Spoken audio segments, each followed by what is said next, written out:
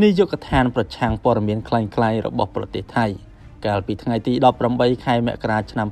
2026កន្លងទៅបានចេញមកឆ្លើយជុំវិញបណ្ដាអ្នកលេងបណ្ដាញសង្គមជាច្រើនក្នុងប្រទេសរបស់ខ្លួនដែលបង្ហាញការព្រួយបារម្ភចំពោះប្រាសាទតាម៉ុនធំដោយពួកគេបានបញ្ជាក់ថាទីតាំងបុរាណមួយនេះគឺជាសម្បត្តិបុរាណនៃជាតិរបស់ខ្លួនដែលចុះបញ្ជីយ៉ាងត្រឹមត្រូវការអះអាងរបស់នាយកដ្ឋានខាងលើគឺដកស្រង់ពីនាយកដ្ឋានវិចិត្រសិល្បៈនៃក្រសួងវប្បធម៌ថៃដែលបាននិយាយថាតាមភស្តុតាងឯកសារបញ្ជាក់ថាប្រាសាទតាម៉ុនធំបានចុះបញ្ជីជាផ្លូវការជាសម្បត្តិជាតិថៃនៅថ្ងៃទី8ខែមីនាឆ្នាំ